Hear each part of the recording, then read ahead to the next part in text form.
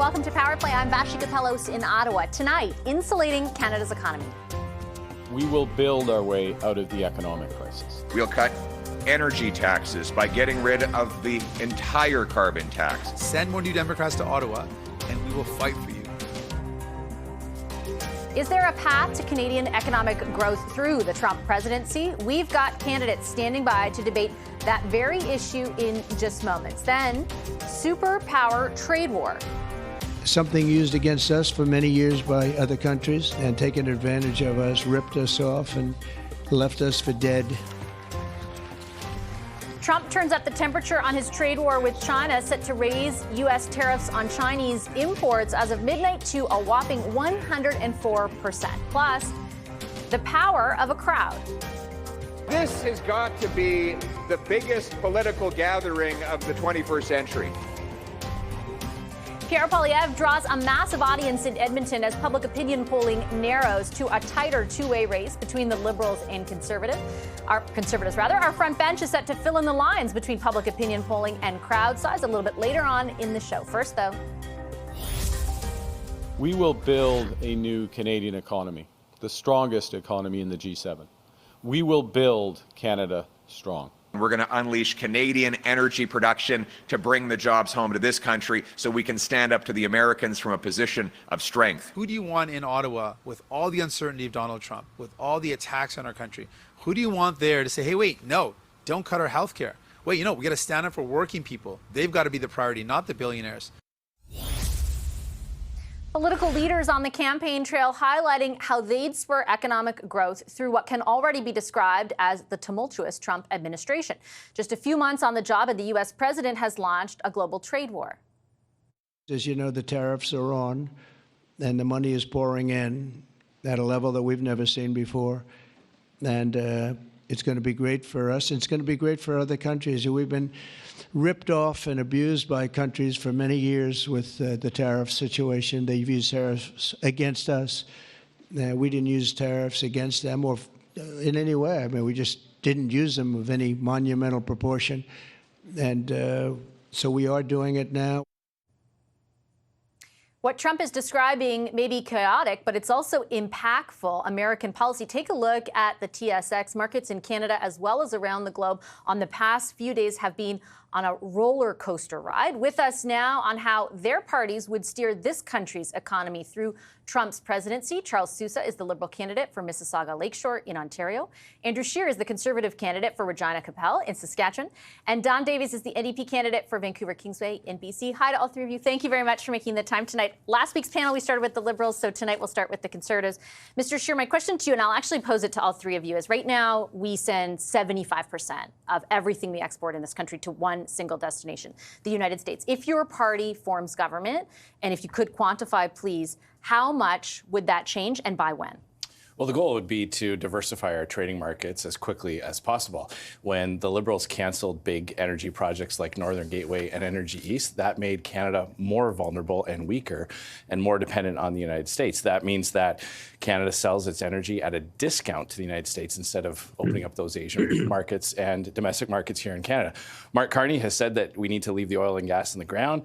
He's a big proponent of the industrial carbon tax. He's spent his whole life, he's written books about basically putting an end to a significant percentage of Canada's economy. So the Conservative plan is to cut down interprovincial trade, encourage people to invest in Canada by removing the capital gains tax when people reinvest in Canada, allowing people to top up their TFSAs if they invest in Canada as well, and develop those big energy projects. Remember, we had our allies coming to Canada begging to buy our clean and ethical LNG.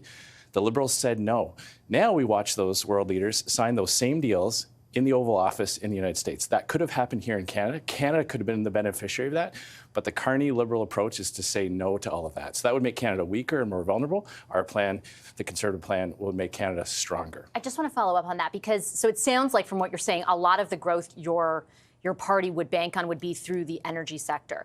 So I understand the point you're making about LNG not being them saying it's not, there's no business case for it. However, LNG Canada, a project that was approved through this administration or this government, is set to come online in the middle of this year. And even when you refer to Northern Gateway, for example, I would highlight that one. Your party's pitching this energy corridor, the idea of pre-approvals. Northern Gateway was approved by a conservative government, but the courts overturned that approval. They did because they arrived at a conclusion that inadequate consultation with Indigenous people was conducted. Like, how are you going to avoid a similar situation by what you're proposing now? Yeah, the Liberals killed Northern Gateway and Energy. So they decided they decided not to fight back against that court verdict. You know, you can argue a technicality. At the end of the day, because of a Liberal government decision, both Northern Gateway and Energy East were abandoned. So those are two projects that would have opened up other markets. One in Energy East, leading to a situation where Canada would no longer have to import foreign oil, including some from America. Some of the oil that's used in Canadian refineries comes from the United States. That makes no sense. And the same is true with Northern Gateway. Liberal decision, cancel that. Pierre Poilievre's vision for getting Canada to be a country where you can say yes again, get big projects built, involves a national energy corridor, something Liberals fought against for years, where the government of Canada can facilitate these projects going through, not with tax dollars the way the Liberals have, but by getting certainty, regulatory certainty, making sure that all the environmental work, all the consultations are done properly and upfront, so that there's a specified geographic zone in Canada where energy projects, transmission projects, transportation projects can all get built, so we can restore that certainty that the Liberals have destroyed. Canada has seen $500 billion of investment leave Canada for the United States, including $175 billion in the energy sector alone. Imagine if we were going into these negotiations with the United States with $175 billion more dollars being invested in our economy. It'd be a much different negotiating position. I guess the counterpoint, with great respect, is that when I look at the statistics through Statistics Canada, oil production has increased since 2015 by 4.3% overall, so from 2015 to 2024. And I know you're describing it as a technicality, but a court decision saying that the consultation done by a former Conservative government on a pipeline was inadequate ultimately led to, just let me finish for one moment, led to that pipeline not going forward. You can argue that the Liberals could have fought against that, and I understand that point. You can argue that they could have set the conditions where the company behind Energy East did want to go forward with that project, and they didn't. But ultimately, I don't understand what's in this Conservative plan that would allow for something to get built despite opposition in Quebec, despite opposition from Indigenous people. Like, how do you skip the consultation? Well, first and foremost, in the Northern Gateway decision, there was a path laid forward to how to get to a yes, how to properly do the consultations. The Liberals decided not to that, and specifically mentioned it as a vetoing. And Mark Carney was specifically asked whether or not, by Pierre Poilievre, whether or not he agreed with that decision to kill Northern Gateway. Mark Carney said he supported that.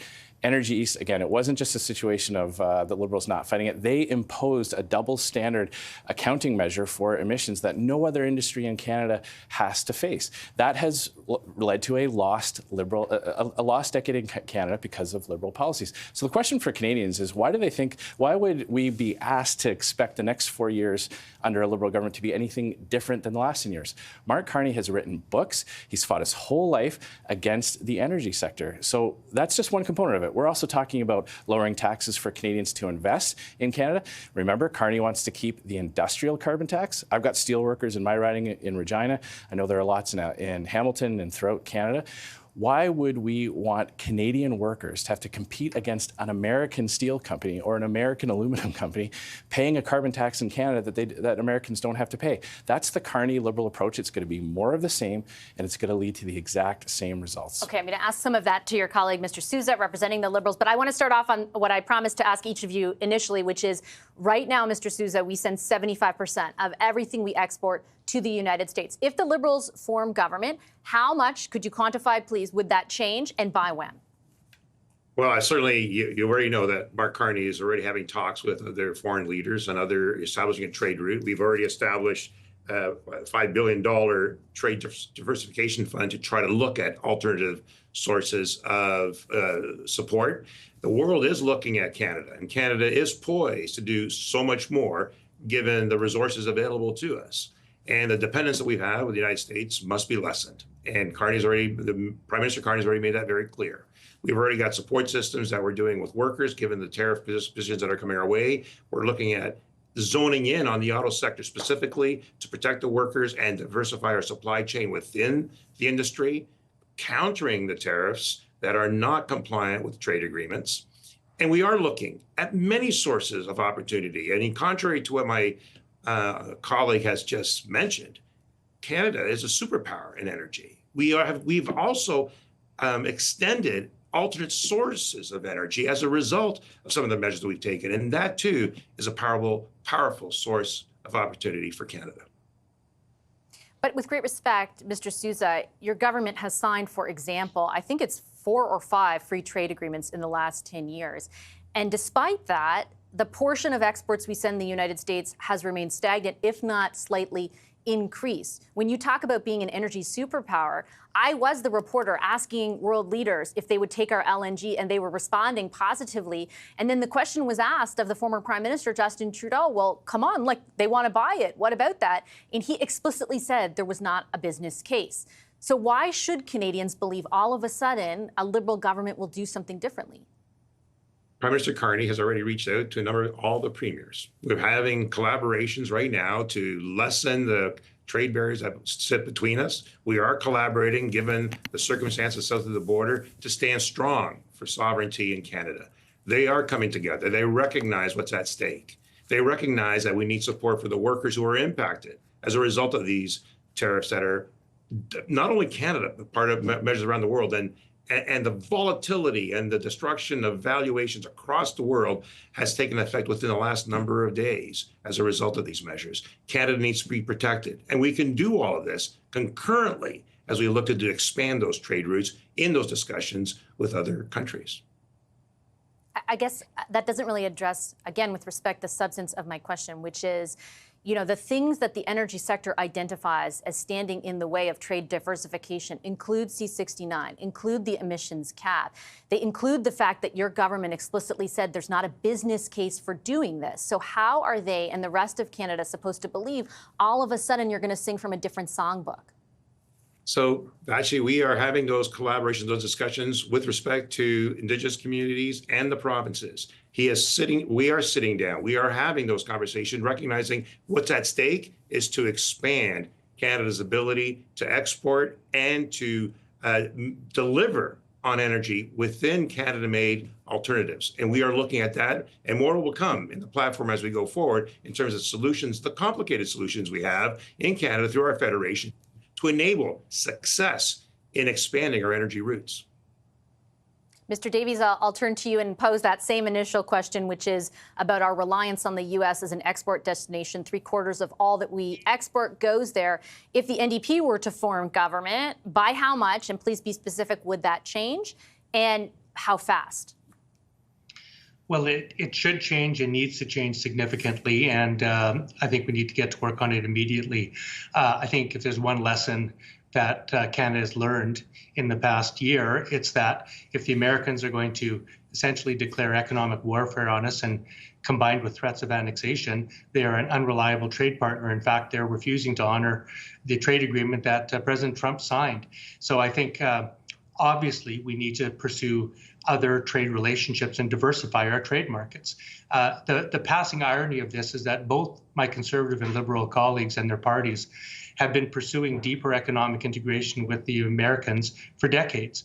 You know, the New Democrats have been warning about this for some time, that we needed instead to pursue a robust, independent, strong domestic economy and diversify our trade relationships so that we're less reliant on the United States, which, by the way, is always going to be our major trading partner because of geography and time zone and language and historic relationship and economics.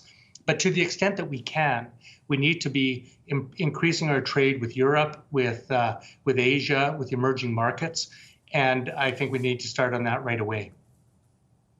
To be fair to your colleagues, though, you know, they were in government, right? And it's a little bit different to have the United States right next door in obviously a long-standing partnership than the situation we find ourselves in right now. I did want to ask, though, because so much of this discussion has revolved around energy and the role either, you know, conventional or other energy will play in diversifying those markets, what exactly the NDP's position is. Because I think in the past your leader has been, I would say, less than clear, particularly where he stands on fossil fuels. At one point in 2019, he said the future of energy in Canada does not include fracking or fossil fuels. Does your party still believe that's the case? And do you concede that fossil fuels will need to be extracted in order to bolster our trading relationship with other countries and the Canadian economy?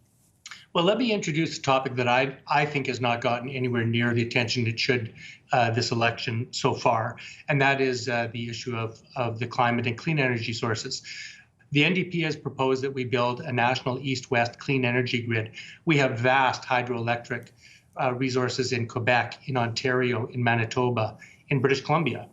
And we think that developing a national east-west energy grid so that Canadians have access to a source of clean, plentiful, and cheap energy, as opposed to relying on importing that from other places, is a really wise move for a lot of reasons. Just like originally building the railway from east to west created east-west infrastructure that strengthened us and resisted that north-south pull. I think that building an east-west infrastructure project that provides clean energy to Canadians is a similar type of infrastructure project for the 21st century. And it also helps to, I think, address the climate challenge that, again, I think is very real but hasn't been talked about by the other two parties. Look, I completely understand the point you're making about climate change, but my question to you was not about that. It was specifically about the NDP's position on fossil fuels and their role in growing the Canadian economy. You didn't address, with great respect, Mr. Davies, the substance of the question. Is the NDP in favor of extracting fossil fuels and exporting them to markets outside of the United States to grow Canada's economy? Well, obviously we have vast fossil fuel reserves, and I think diversifying the markets away from the United States is absolutely imperative in that respect. But we have to do so, I think, in line with our climate commitments as well. Here in British Columbia, where I live, we have a number of LNG projects that are on the go and are close to operating. We also have the Trans Mountain Pipeline that has been built. Mr. Scheer said that there was a lost decade. Well, that pipeline was built, and I think is coming out the Burrard Inlet as we speak. But it's a balance. I think all Canadians recognize that we do need to extract value from our natural resources, but we have to do that in the context of our obligations that we signed in Paris and other places as well. I also think, by the way, that I want to just turn to infrastructure, that we need to launch a national building program right away. There's a multi-$100 billion infrastructure project in this country that has developed over, I think, a couple decades of conservative and liberal inattention. And we need to get people to work right away on shovel-ready projects, building the roads, the bridges, the schools, the transit that our country needs so desperately, and will put Canadians to work using Canadian materials like steel and timber, et cetera. So there's other ways that we can get people working and strengthen the Canadian economy in ways that I think are socially productive and economically needed. Okay, I have follow-up questions on that, but I have time for just one more quick round where each of you can make one comment, and I wanted to focus it in on the big question that I think Canadians are concerned about and that we attempted to focus this panel on. I posed the same question, Mr. Scheer, to each of you about how quickly you could diversify essentially away from the United States and by how much. And nobody could pinpoint anything specific. I understand that nobody has a crystal ball, but what do Canadians take from that? Like, why should, if nobody can say, I'm going to do this by this point, how should they trust any of the parties to do anything that will get us away from this awful situation we're in right now? Well, you could start with looking at which party has been the champion of free trade.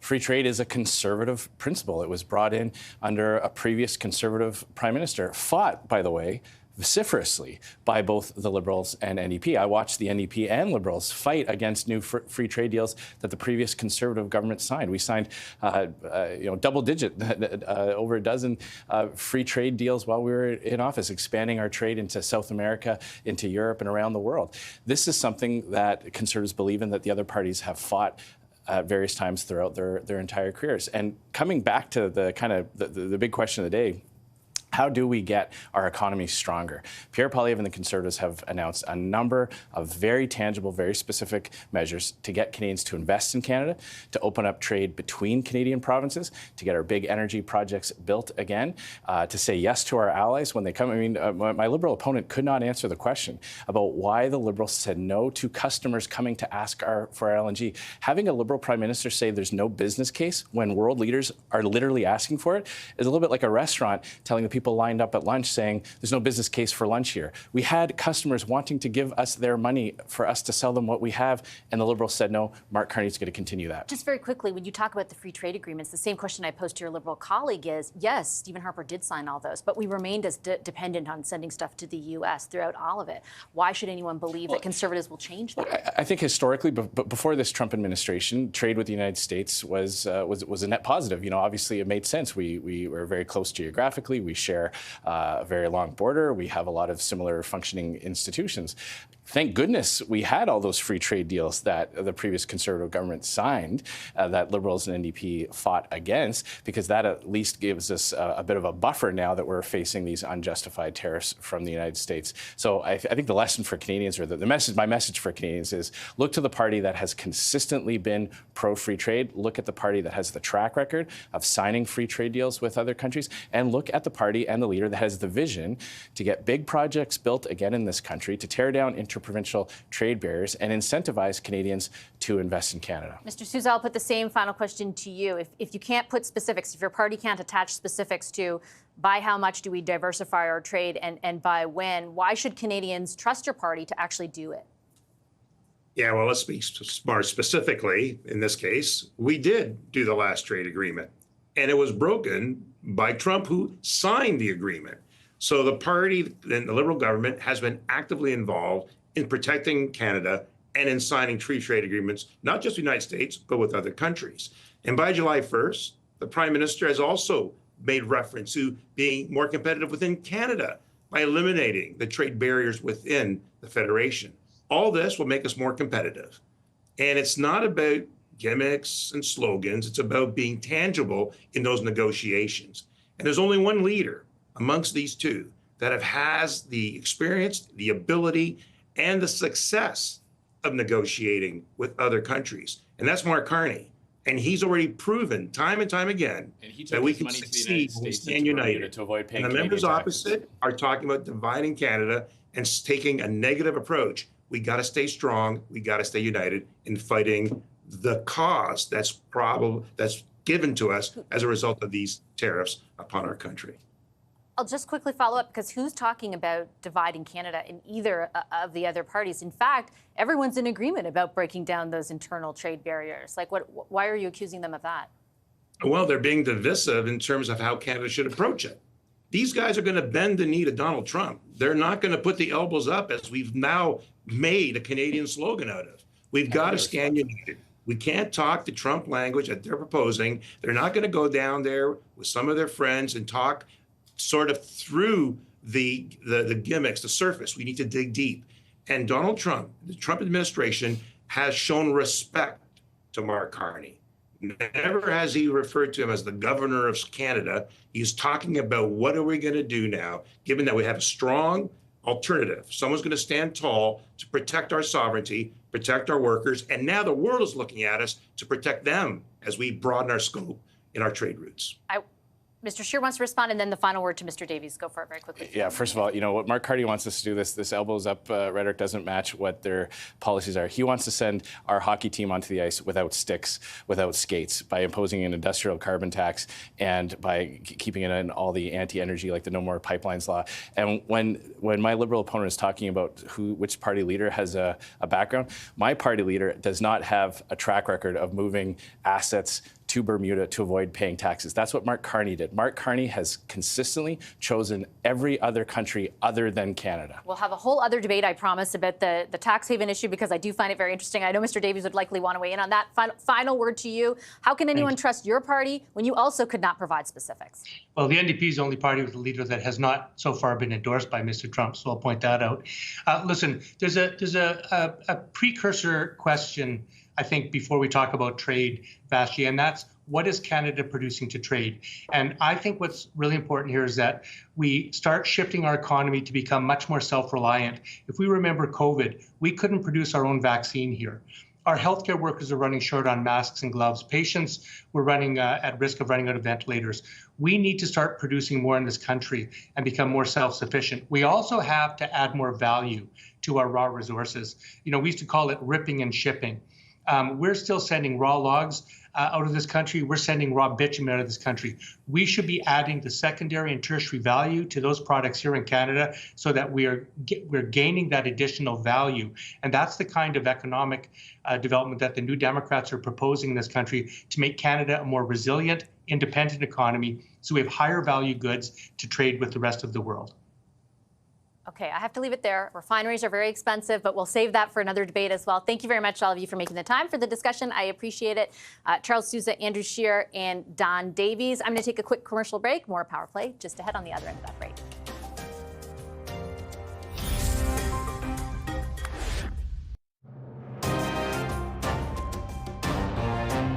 They will be having tariffs, as you know.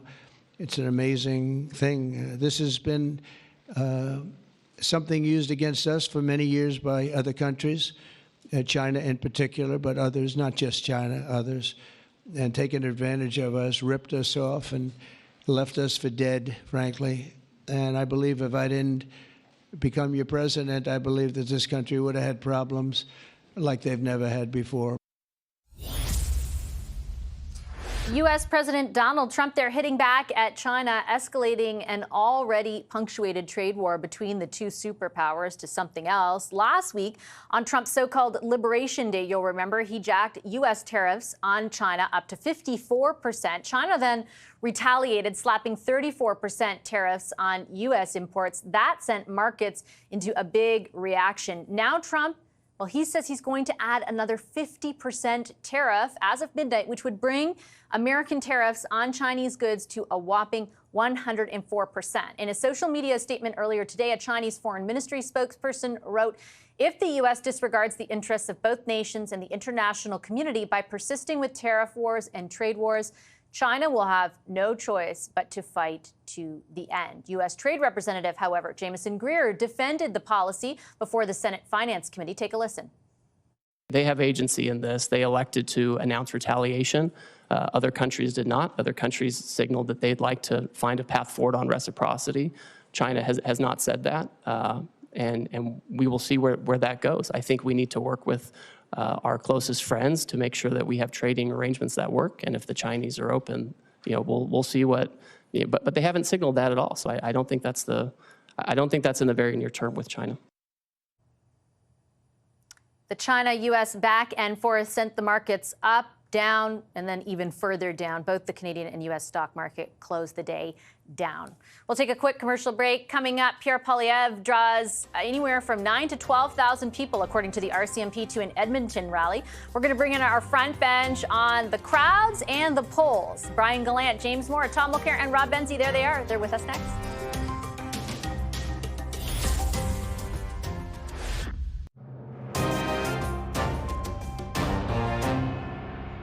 We're thinking out of the box to build a prosperity that does not rely on the United States, that uses Canadian ingenuity to build Canada strong. Who's ready for a change for Canada? Right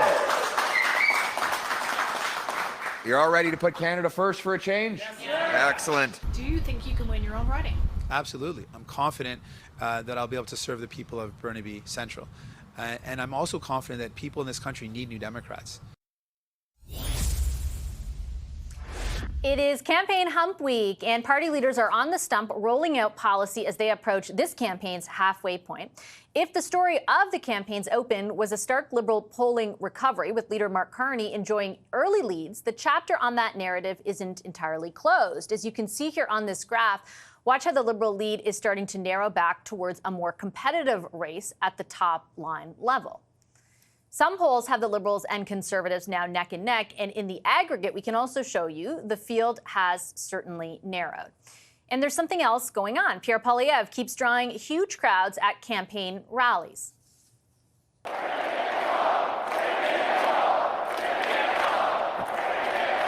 Look, this has got to be the biggest political gathering of the 21st century. Look, it is. Poilievre in Edmonton last night with former Prime Minister Stephen Harper. The Globe and Mail reporting Alberta RCMP estimate that crowd at 9,000 to 12,000 people. When was the last time we had a rally that big in Canada? I don't know. I've never been to one, a political rally that big, I don't think. You know a lot about politics. Well, You're a thank very well-informed person. I know that if there were a bigger rally than that, you would know about it. I think so. But I think it was pretty incredible. Were any of you there? Yes. Magic, eh? Wow. Incredible. Listen, I think to have 10 or 15,000 people at one political rally, this is a movement like we've never seen because people want change. Liberal leader Mark Carney was also asked today about how he'd address the segment of the population that's showing up in droves for Poilievre were he to form government. Take a listen. I'm not running for a segment. I'm running to represent all the people of Nepean. With my Liberal colleagues, they are doing the same. But if we form government, if Canadians give us that trust, we then serve all Canadians equally. It's a sacred honor to be bestowed on individuals, and one I take exceptionally seriously.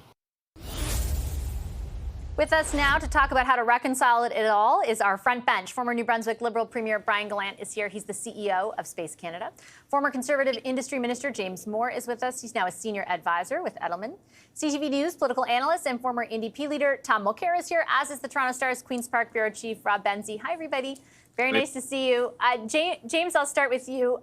A big crowd, maybe not this big, but a big crowd in Edmonton for a Conservative leader would not necessarily take anyone by surprise. But there have been also very big crowds in places like Hamilton, in places like Surrey.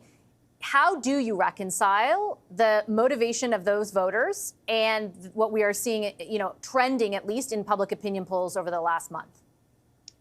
Unquestionably, Pierre Poilievre has had a string of really good back-to-back days. He's putting real policy in the window. I think that has real purchase with everyday Canadians, and also on the macro level. And I think the crowds show a sense of not only pride and optimism around Pierre Poilievre and the campaign, but enthusiasm around getting out the vote as we get into the final couple of weeks of the campaign. You pointed to the polls there in the beginning about how they're tightening together. I think perhaps part of the reason for that is that when Mark Carney became Liberal leader and Prime Minister of the country at the start of the campaign, I think a lot of the view of Canadians was, who do we need to sort of tactically lead Canada through the April 2nd imposition of tariffs by President Trump in this immediate pressure cooker? Now we know that the circus that is the Trump administration will last us not for a couple of weeks through the immediacy of the tariffs, but this is a long burn. It's going to take a long time. And Donald Trump is doubling and tripling down on his imposition of tariffs even today. So the goalposts have now moved. And it's now, what kind of country do you want for the next decade? And I think that's a door through which Pierre Poilievre can step through and offer a pretty comprehensive menu of policies to Canadians. I guess I'd ask another sort of reconcile question to you, Tom. If, in fact, that is emerging as one of the main questions voters ask themselves, what does it do to the question of leadership? Like, who guides us through that process? And to what degree do you think that is still weighing on voters? Mr. Poilievre has spent the last couple of years building up a very strong base, and we're seeing them come out in large numbers. But I'll take one of the points that Jim raised in his analysis a few minutes ago when he talked about getting people out to vote. And I would have to say that in my experience, although a rally like this can really galvanize your troops, at the same time, that's that many people in different places who are not doing the door knocking, not doing the organizing, not getting the early vote out, which is something you should be already preparing. There'll be another turning point, which will be the debates next week. Those will be incredibly important because a lot of Canadians simply haven't made up their mind. But I think that Stephen Harper did a solid for Pierre Poilievre last night. He was very careful. He was, very kind to Mr. Poilievre. He wasn't too hard. He could have been, because he can be very partisan, but he was very careful in how he spoke about Prime Minister Carney, but clearly gave his strong support to Pierre Poilievre for the reasons that he explained. Overall, I think that this is a good exercise for building their team. If it shows any of the support getting closer, that's good for them. But we shouldn't forget that whether it was Andrew Scheer in 2019 or Erin O'Toole in 2021, Conservatives in both cases got more votes than the Liberals. The Liberals formed government because they got more seats. And they still have a much more efficient vote than the Conservative vote of 60% in Alberta and Saskatchewan is great, but a lot of those votes just don't count towards seats. And at the same time, the pool of potential voters for the Liberals includes many NDPers, many Greens, and not many of those people are going to be voting for Poilievre. So I think that's the real tale of the tape in this.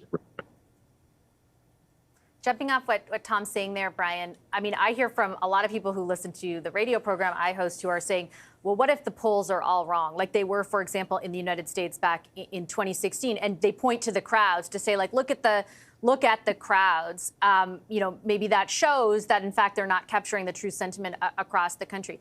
Can those two things rather be true at once? Could the polls be accurate and at the same time those crowds be coming out in the way that they are? Well, were the polls wrong when Poilievre was 20 points ahead? Right? I mean, I don't think you can have it both ways. You can't have it both ways. So I think it can be true at the same time. And frankly, when we really think about it, at least when I sit down and try to make sense of it all, it actually does have a logical thread. I mean, the positive for Poilievre is the fact that he has shown over the last year that he can get enough Canadians to support him to form a majority government. And in some cases, it would have been a very strong majority government. The other positive is he has motivated voters.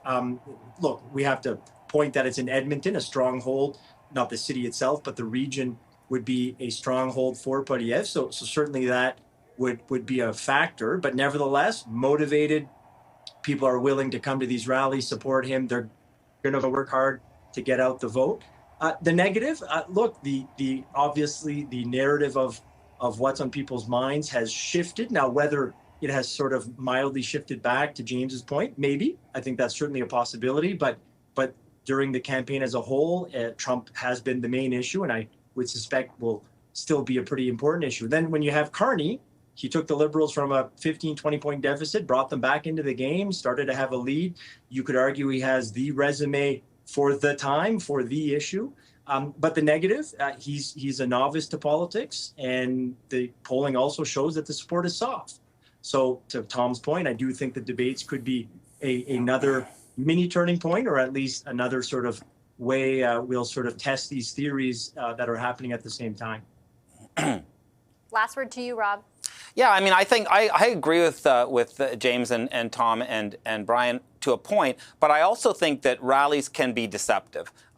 Let's say that Pierre Poilievre gathers a cumulative total of 100,000 people over the course of this campaign to his various rallies. That's very impressive, except that 20 million people are probably going to cast ballots as of April 28th. So it's really a very small drop in the bucket. The other problem, I think, with the rallies from a Tory point of view, and I talked to Doug Ford's Conservatives about this, is they argue, and I don't think they're wrong, that one of the reasons why polls suggest that Mr. Poilievre is losing this election right now is he has been slow to recognize that the ballot question is Donald Trump. Well, when you're talking about crowd sizes, that's very Trumpian. So I'm not really sure that how you circle that square if you're Mr. Poilievre. I understand you want to show enthusiasm and momentum for your movement, but I don't know. I got a Trumpy vibe when he was answering Laura Stone's question earlier today, Bashi. I didn't really sit well with me, even though I understand why he would want to boast about these things. I think there's probably a better way of saying it and framing it.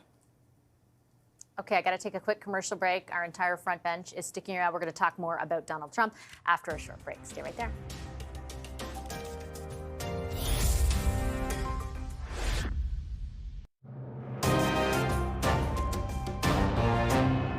I believe if I didn't become your president, I believe that this country would have had problems like they've never had before. The era of American economic surrender is over. The biggest tax cut in American history, the broadest base tax cut in American history, is coming within a matter of months. So any discussion of recession seems silly. Any questions? How was the golf tournament?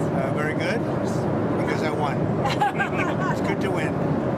You heard I won, right? 2.5 months on the job, and U.S. President Donald Trump has upended the global, at least economic order, in a campaign to redesign the American economy at other countries' expense. Despite pushback from those countries, like ours, through counter tariffs and diplomacy, and even pushback from within, with the likes of Elon Musk, Trump is digging in. Let's bring back the front bench to unpack the absurdity and significance of the moment we find ourselves in. Brian Gallant, James Moore, Tom Mulcair, and Rob Benzie are here. Tom, I'll start with you. We played sort of an array of clips over the last 2 days where, at the end of which Donald Trump is talking about how he won a golf game over the weekend. I think there had been some thought, and the markets priced this in a little bit, or reflected at least, that because of the pushback, because of the impact on the economy and the markets themselves, that Trump would back down in some capacity. Instead, he's adding another 50%, for example, tonight to the tariffs on China. How do you explain that, I guess, or attempt to? Well, up until noon today, there had been a rumor going around in Washington and in New York that Trump would pause the tariffs for something like 90 days. And that was seeing the markets begin to surge and come back. Then Trump was the first one to get in front of the cameras, and the White House put out clear statements. Fake news, not true. We're not for backing down on this thing. They're Margaret Thatcher moment. And boom, the markets ended well down again by the end of the day. It's an unbelievable circumstance because you're listening to Peter Navarro there, and you understand that they actually believe what they're saying, that this money coming in from other countries is all going into the coffers of the United States and will allow them to finance a massive tax cut for the richest Americans. The problem is that money is actually coming out of the pockets of American consumers and will provoke severe inflation and probably a recession. But what I just said there took 4 or 5 sentences. It's complicated and it doesn't get through. We've bought a few billboards in the States to try to explain it. But until the person with the MAGA hat goes to buy their next Chevy Silverado and finds out that it's $15,000 more than the last one, then they'll start to react. But up until then, Americans are saying, yeah, make all these other countries give us money. That works. That's how the economy works around the world. That's not how the world economy works. And that's why it's so interesting to watch its effect here, because Carney has been describing it to Canadians in terms they can understand. And then I think is one of the reasons people see in Carney somebody who can actually deal with this mess. Do you think, Brian, the moment that Tom describes when a Trump supporter, for example, finds out that his car is an extra $6,000 and pushes back against this plan, do you think that moment is on the horizon? And I ask because Trump doesn't seem to care even if it is. Yeah, I mean, I think Tom's point is right. I'm guessing it's a little bit figurative in his example, in the sense that it's not necessarily going to be the one data point. But yeah, I think the way in which, or at least people kind of predicting the president's behavior, which is obviously impossible to do, often point to two things. They often point to the idea that the markets may indeed, given it's something he watches, get him to back down on some of these things. And then second, it's Americans themselves, more specifically his supporters and his very sort of loyal supporters, feeling the pinch of inflation and what the tariffs will mean for their everyday lives. So I think those are the two things that people still believe might have an impact, but the markets are just completely in disarray. Doesn't seem to be having any type of impact on his decision making. And frankly, as you alluded to, Elon Musk, obviously this new sort of BFF, is opposed to the idea of going as hard on tariffs specifically with China and wasn't able to get him off it. So it's incredibly hard to predict. I mean, who knows? And the idea of him running again, is that real or not? I certainly hope it isn't. I would tend to think that it's not. But if it is, if it is not, I should say, and that he plans on not running again, maybe he doesn't care that much about the electorate, and he's just going to go do what he thinks is right, and he wants to win, and he believes it'll reserve some space in history for him that he wants to be in. I think all of that is fraught with the sort of wrong analysis of how this will play out, but maybe that's it. So the honest answer is I don't know. And I don't think anybody really does. Everybody's trying to hang their hat on a few things that they believe will sort of sway the president act one way or the other, but those just aren't bearing out. So we all have to sort of every day, type in Google Trump Canada, Trump tariffs, Trump today to see what's going on.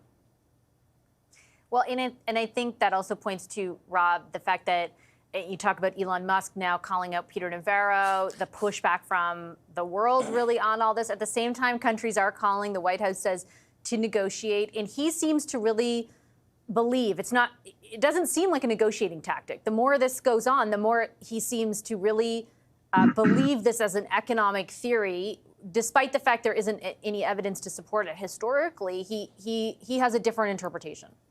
Well, I mean, Mr. Trump has not read much history. He should read Ken White's excellent book on Herbert Hoover and the Smoot-Hawley tariffs of 1930 that extended the Depression. I mean, I think that he likes being the center of attention, and he likes being the rainmaker. I mean, here he is. He's swinging an election in Canada. It's crazy to think that the Liberals could win an election that a year ago none of us thought they would win. Even people working on the Liberal campaign didn't think they had a shot at ever being reelected again. So I think, but that's what Trump does. He takes up all the oxygen, and I don't think he really does care if the person buying their Chevy Silverado has to pay X thousand more for it, or if grocery prices spike, or if jobs are lost in Fort Wayne, Indiana, because a car plant is shuttered.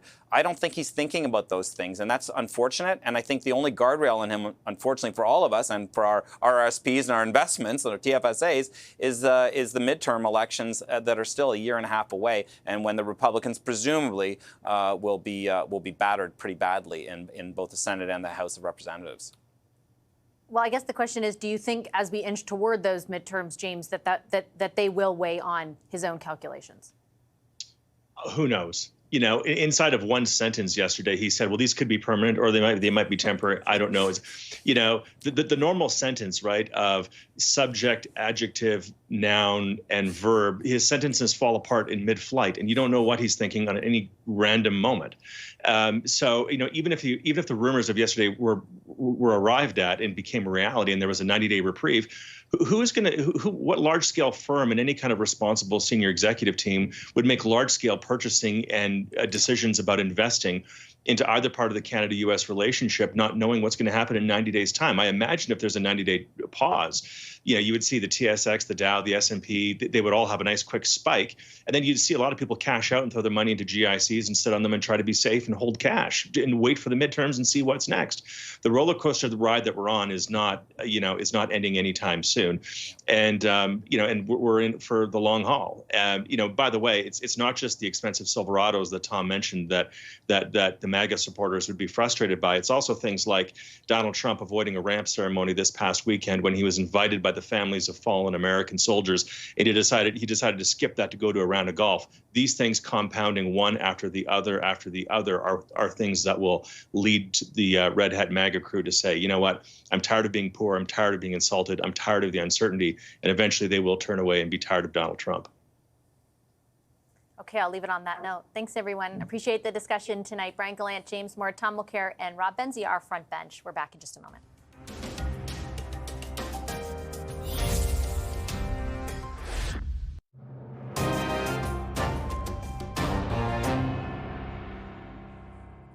Welcome back to Power Play. Just a quick reminder of how the day and the markets more specifically were impacted by these counter tariffs, I guess you could call it. Donald Trump says he will impose as of midnight on China an additional 50% on top of what already has been levied. Take a look there at where the Dow and the TSX both ended up closing. And it was a bit of an odd roller coaster of a day in that the markets started up upon some sort of reassurances that perhaps there could be some reprieve or negotiations around all these so-called reciprocal tariffs. And then they ended up going back down once the White House confirmed through the press secretary initially, then Trump himself, that those tariffs would go ahead on China. China, one of the first countries out of the gate after last week's reciprocal tariffs to announce that they would put counter tariffs in place. They're also talking to South Korea and Japan, which is a unique situation in and of itself to figure out how they will respond. The EU discussing how they will respond as well. The White House says more than 50 countries have called to embark on those